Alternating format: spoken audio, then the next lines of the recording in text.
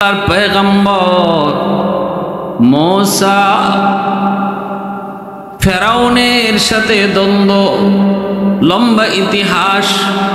যে জিনিসটা আমার বোঝানো উদ্দেশ্য, ফেরাউনের বংশের নাম হলো কিপ্তি বংশ, মুসা নবীর বংশের নাম বনি ইসরাইল। এই কিপ্তি আর বনি ইসরাইলের দুইজন মানুষ ঝগড়ায় লিপ্ত হয়েছে।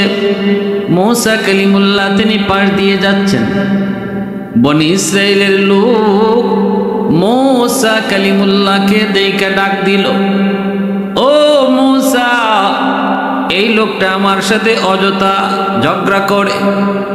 মুসা কালিমুল্লাহ তিনি পাশে গেলেন, যায় লোকটার একটা ধমক দিলেন, আর এই কথাটা বললেন, অযথা কেন গোষ্ঠীর বাহাদুরি দেখাও?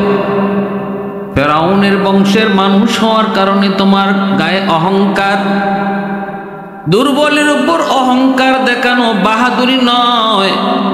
কেন তুমি দুর্বলের উপর অহংকার দেখাও, শক্তি দেখাও, ক্ষমতা দেখাও? এই বলে তিনি বলতেছেন, যাও, ঝগড়া করা ভালো না। আস্তে করে হাত দিয়ে তারে আঘাত করলেন, মেরে ফেলার জন্য নয়, কষ্ট দেওয়ার জন্য নয়। স্বাভাবিকভাবে আমরা দুইজন মানুষ ঝগড়া করে দেখলে পরে যেমন করে অল্প কিছু আঘাত করে দুইটা বাচ্চাকে সরায় দেওয়া হয়, উদ্দেশ্য বাচ্চাগুলাকে মেরে ফেলা নয়। ঠিক তেমনি ভাবে মুসা কালিমুল্লাহ তিনি লোকটারে আস্তে করে হাতটা উঠে বললেন, যাও মিয়া, ঝগড়া করা ভালো না। এই যে যাও মিয়া কইছেন আর হাতটা উঠাইছেন, আস্তে করে হাতটা লাগছে, লোকটা মারা গেছে। পবিত্র কুরআনুল কারীমের মধ্যে আল্লাহ পরিষ্কার বলছেন যে হের কেল্লা ফতেহ এখানেই শেষ। এই লোকটা দেখছে, মুসা নবীর বংশের এই লোকটা দেখছে যে মুসা নবীর হাতের আঘাতে বনি ইসরাইল এই ফেরাউনের কিপ্তি বংশের লোকটা মারা গেছে। আর কেউ দেখে নাই, দেখছে শুধু ওই লোকটা, যে লোকটার পক্ষে মুসা নবী আইয়া তারে আস্তে করে আঘাত করছেন। পরিশেষে এই লোকটাই কিন্তু মুসা নবীর এই হত্যার বিষয়টা আবার জানাও দিছে। তাইলে বনি ইসরাইলের এই মানুষগুলা, এদের ভিতরে এই ধরনের গাদ্দারি মনোভাব, এটা আজকের থেকে নতুন না, এটা পুরানোই, বহু আগে। যার উপকার করতে নবী আসলেন, সেও আবার নবীরে বিপদে ফেলাইছে। ফেরাউনের কাছে এই আওয়াজ, এই কথা যখন যে পড়ছে যে এই লোকটার হত্যা করছেন মুসা নবী, তখন ফেরাউন মুসা নবীকে ধরার জন্য লোকজন পাঠাইয়া দিছে। চতুর্দিকে লোকজন ছড়ায় গেছে, মুসা নবীকে ধরে ফেলবে, ধরে হত্যার বিচার কর। আল্লাহর পয়গম্বর মুসা কালিমুল্লাহর কাছে খবর আসলো। এই খবর পৌঁছা মাত্রই নবী মিশর থেকে বের হয়ে যাওয়ার সিদ্ধান্ত নিলেন। রাতের আধারে তিনি বের হয়ে যাচ্ছেন, চলতে চলতে বড় ক্লান্ত। মিশরের সীমানা পার হয়ে তিনি সিরিয়ার সীমানায় ঢুকে পড়লেন। ক্লান্ত শরীরে তিনি একটা গাছের নিচে বিশ্রাম নিচ্ছেন, আর মনে মনে ভাবতেছেন যে এলাকায় আসলাম, এই এলাকাও কি ফেরাউনের রাজত্বের ভিতরে না বাহিরে? যদি তার রাজত্বের ভিতরের অংশই হয় তাহলে এই জায়গাও নিরাপদ নয়, আর যদি তার রাজত্বের ভিতরে না হয় তাহলে তো নিরাপদ। গাছের নিচে ক্লান্ত শরীরে নবী তিনি ঘুমায় পড়ছেন। একটু চোখ খোলার পর তাকায় দেখেন একটা কুয়া। এই কুয়ার কিনারায় অনেকগুলি মানুষ, তারা তাদের যার যার উট নিয়ে পানি পান করায়। মুসা নবী আস্তে করে তাদের কাছে গেলেন। অসংখ্য অগণিত লোক যার যার উটকে পানি পান করাইতেছে সিরিয়াল অনুযায়ী, কিন্তু নবী তাকায় দেখেন কিছু দূরে দুইজন যুবতী মেয়ে, তারা তাদের উট নিয়ে পাশে দাঁড়িয়ে আছে। উট নিয়ে পাশে দুইজন যুবতী নারী, তারা কিছু দূরে দাঁড়িয়ে আছে নিজেদের উট নিয়ে। তিনি আস্তে করে তাদের কাছাকাছি গেলেন, যায় বলেন, এতগুলি মানুষের ভিতরে, পুরুষের ভিতরে আপনারা দুইজন যুবতী উট নিয়ে কেন দাঁড়িয়ে আছেন? আপনারা কি চান? কেন এখানে এসেছেন?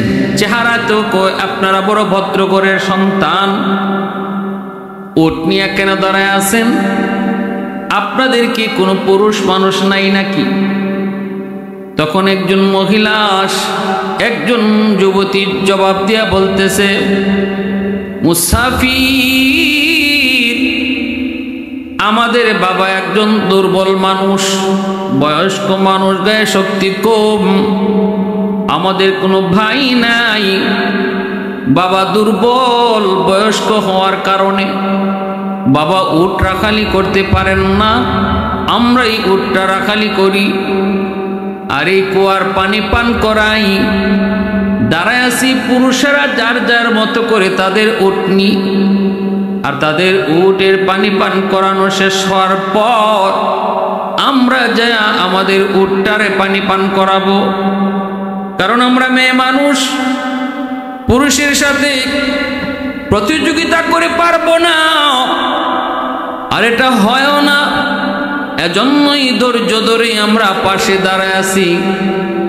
পুরুষরা যখন চলে যাবে তখন যে আমরা আমাদের উটটাকে পানি পান করাবো। আল্লাহর পয়গম্বর মূসা তিনি বলতেছেন, এই এলাকার নাম কি? কয় এলাকার নাম মাদায়েন।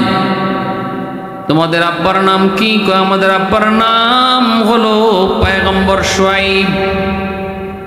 আল্লাহর পয়গম্বর শুআইব আলাইহিস সালাম,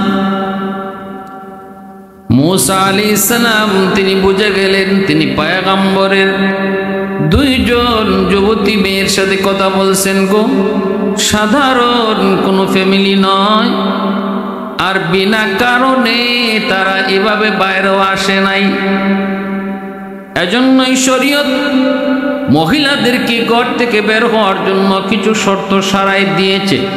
ওই শর্তগুলা যদি পাওয়া যায় তাহলে মহিলাদের জন্য ঘর থেকে বের হওয়া যায়।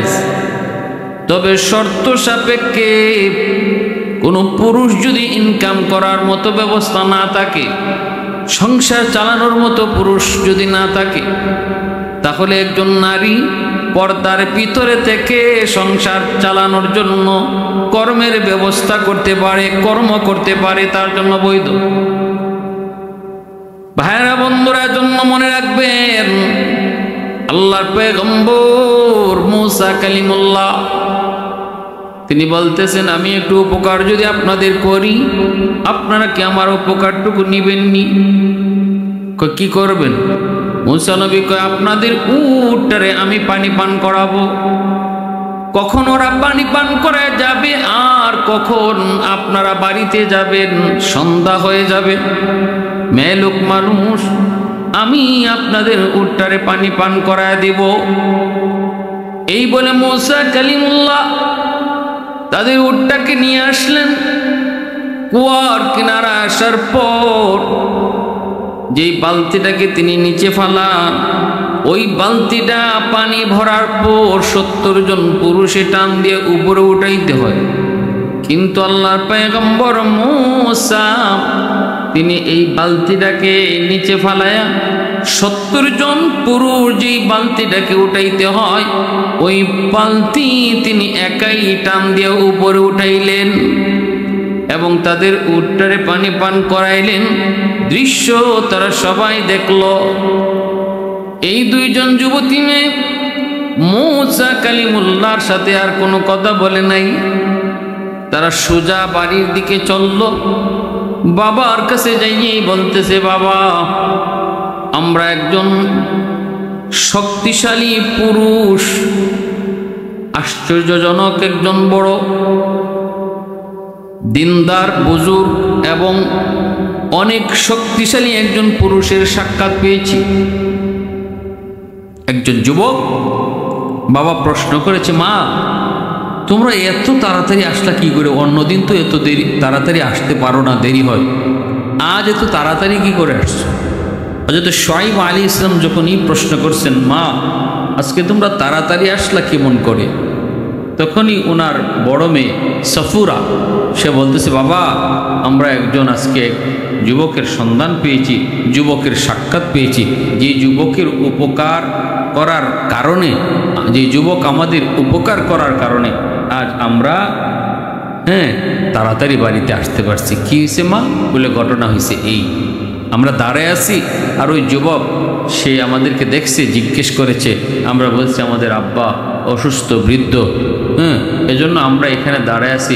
পুরুষেরা যার যার উট পানি পান করে যাওয়ার পর আমরা আমাদের উটকে পানি পান করাবো, কিন্তু সে আমাদেরকে সাহায্য করেছে।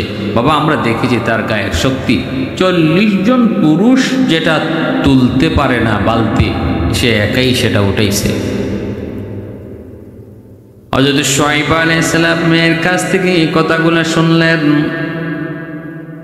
এরপরে তিনি বলতেছেন, মা যাও যুবককে যে আমার পক্ষ থেকে আমন্ত্রণ করো। কথা শোনা মাত্রই সফুরা তিনি তাড়াতাড়ি করে মূসা নবীর সন্ধানে তিনি জায়গায় পৌঁছে গেলেন। আল্লাহর পয়গম্বর মূসা তিনি ওই জায়গায় আবারও তিনি বিশ্রাম নিচ্ছেন গাছের নিচে। সফুরা এসে সালাম দিয়া বলতেছে, মুসাফির আমার আব্বা আপনাকে তালাশ করেছেন। আল্লাহ পাক বলেছে এই মেয়ে একটা মেয়ে, তাফসীরে এসেছে নাম সফুরা। নবীকে যখন নিয়ে যায় সে এতটাই শালীনতার সাথে নিজেকে এতটাই পর্দার ভিতরে গুছায়া, কাপড়গুলাকে অনেক গুছায়া এমনভাবেই যাইতেছিল, প্রতিটা কদমে কদমে তার শরীরের অঙ্গে লজ্জা ছিল।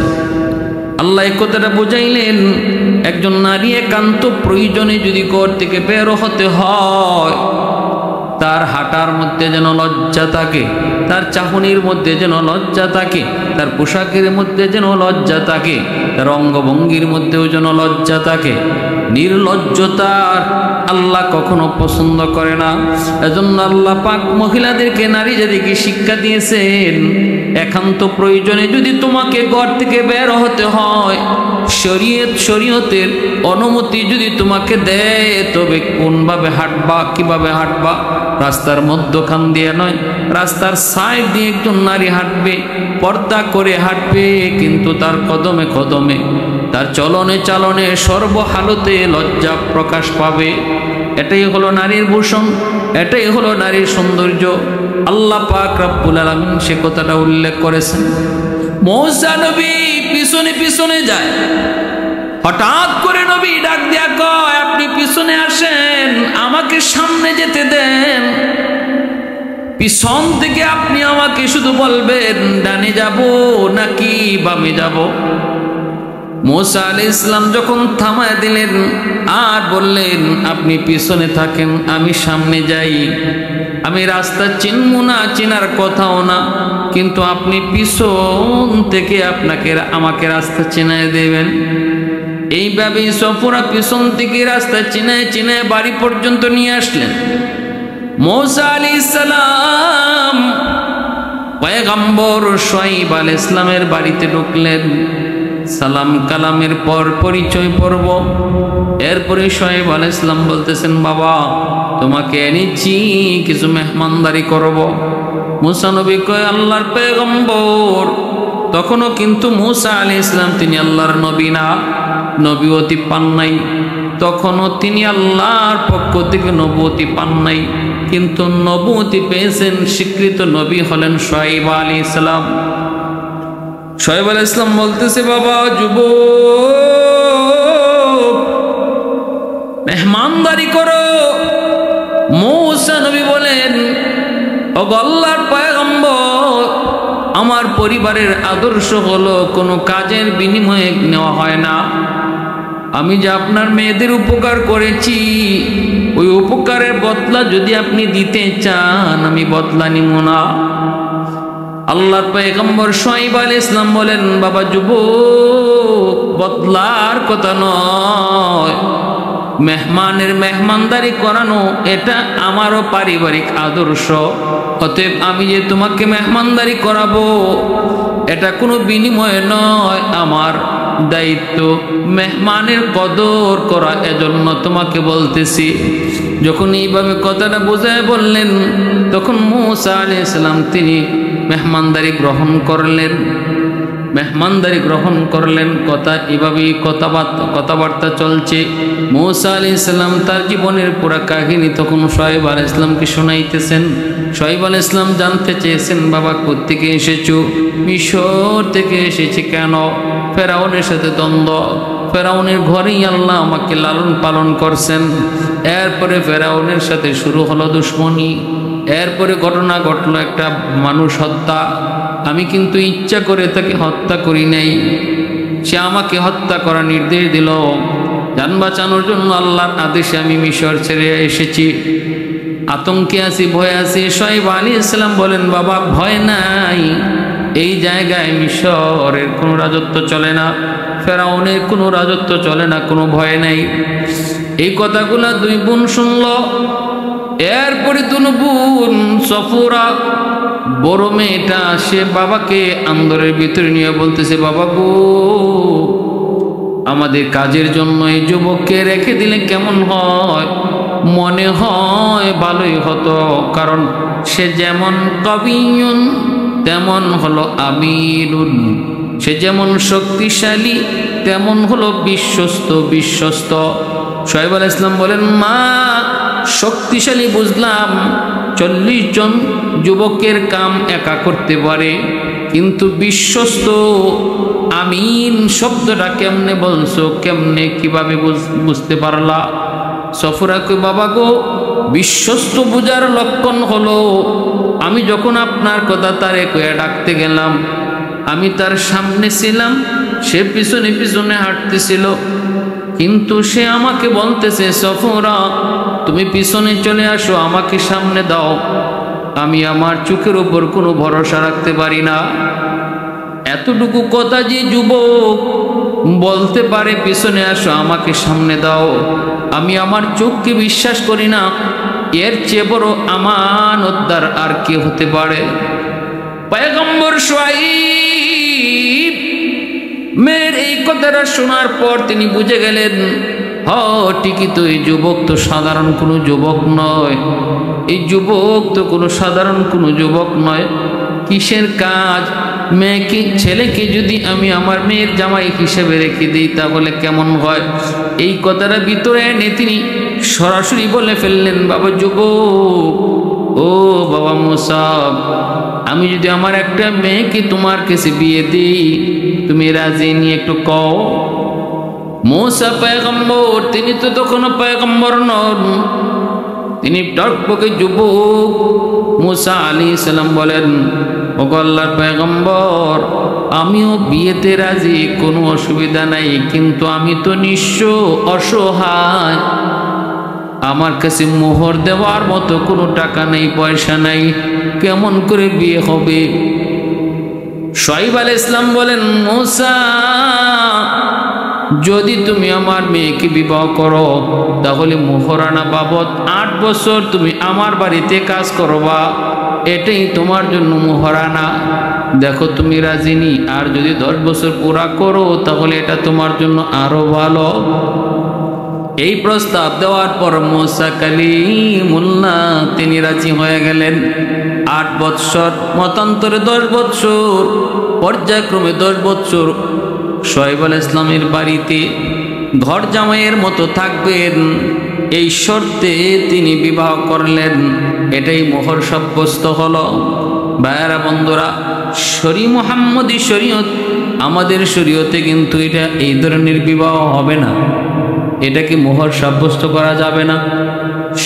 মুহাম্মদী শরীয়তে অন্তত 10 দিরহাম মোহর, সর্বনিম্ন 10 দিরহাম মোহর থাকতে হবে, সর্বনিম্ন। মিনিমাম 3 থেকে 4 হাজার টাকা, এটা সর্বনিম্ন মোহরের পরিমাণ, এটা দেওয়াই লাগবে। ঘরে 7 বছর 8 বছর চাকরি করার নিয়তে বিয়া করা, এটা শরীয়তে উম্মতে মুহাম্মদীর মধ্যে এই সিস্টেম নাই। মুসা আলাইহিস সালাম 8 বছর চাকরি করবেন, ঘরজামা হিসেবে থাকবেন, এই শর্তে বিবাহ হলো শুআয়ব আলাইহিস সালামের মেয়ে সফুরার সঙ্গে। কাজ করতেছেন এইদিকে মুসা আলাইহিস সালাম তিনি যাওয়ার টাইম কাছে আসতেছে।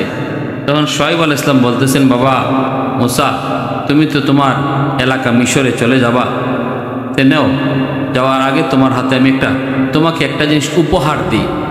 এই বলে শুআয়ব আলাইহিস সালাম তার একটা লাঠি দিলেন। এই লাঠিটার কথাই শুআয়ব আলাইহিস সালাম বলছেন, মুসা, এই লাঠিটা কোনো জানতেন লাঠি নয়, এটা জান্নাতি লাঠি। এই লাঠিটা আল্লাহ পাক আদম আলাইহিস সালামকে দিয়েছিলেন, জান্নাতি লাঠি। এই লাঠিটার অনেক অনেক গুণ রয়েছে। তোমাকে এই লাঠি দেব, কিন্তু লাঠিটা নবী রাসূল ছাড়া কারো হাতে লাঠি যায় না। আমি লাঠিটা মাটিতে রাখলাম, তুমি হাত বাড়াও, নিজে লাঠি ধরা লাগবে না। তুমি যদি লাঠির উপযুক্ত হও, লাঠি তোমার হাতে চলে যাবে। শুআয়ব আলাইহিস সালাম লাঠিটা মাটিতে রাখলেন, আর মুসা কালিমুল্লাহ হাত বাড়ালেন। মুহূর্তের ভিতরে লাঠিটা মুসা আলাইহিস সালামের হাতে চলে আসলো। তখনই শুআয়ব আলাইহিস সালাম বলছেন, বাবা, এটা আলামত, আলামত, আল্লাহ তোমাকে রাসূল হিসেবে কবুল করবে। এই সেই লাঠি মুসা আলাইহিস সালামের, এই সেই লাঠি যেই লাঠি হাত থেকে সারলেই সাপ হয়ে যেত। মুসা আলাইহিস সালাম এই লাঠি হাতে নিয়ে ছাগল চারানি করেন, ছাগল রাখালি করেন। শুআয়ব আলাইহিস সালাম বলতেছে, বাবা মুসা, ওই গুহার কাছে যেও না, ওই গুহাটা এমন একটা গুহা, ওই গুহাতে বিশাল বড় একটা অজগর সাপ আমার ছাগলগুলি খেয়ে ফেলবে। মুসা আলাইহিস সালাম তিনি গেলেন, ছাগলগুলি শুধু গুহার মুখের কাছে চলে যেতে চায়। মুসা আলাইহিস সালাম অবাক, ঘটনা কি, ছাগলগুলারে থামায় রাখতে পারি না। ইনি নিরুপায় হয়ে গাছের নিচে বসে আছেন, আর লাঠিটারে সাইরা বলতেছেন, এরে লাঠি, যা আমার ছাগলগুলির পাহারাদারি কর। ওই গুহায় নাকি বিশাল বড় অজগর সাপ, ওই সাপে যেন আমার ছাগলের ক্ষতি করতে না পারে। গাছের নিচে শুয়ে শুয়ে পয়গম্বর তিনি দেখতেছেন সব দৃশ্য। বিশাল বড় অজগর সাপ গুহা থেকে বের হলো, যেন ছাগলগুলি খেয়ে ফেলবে। মুহূর্তের ভিতরেই মুসা নবীর হাতের লাঠি বিশাল অজগর সাপ হয়ে ওই সাপের কাছে যায়, ওই গুহার সাপটাকে এমন ভাবে দংশন করলো, সাথে সাথে গুহার সাপটা মারা গেল। মুসা আলাইহিস সালাম আয়েশা শুআয়ব আলাইহিস সালামকে ঘটনা শোনাইছেন। শুআয়ব আলাইহিস সালাম তখনও বলছেন, বাবা মুসা, আমার মন বলে অল্প দিনের ভিতরেই আল্লাহ তোমাকে নবুয়তি দান করবে।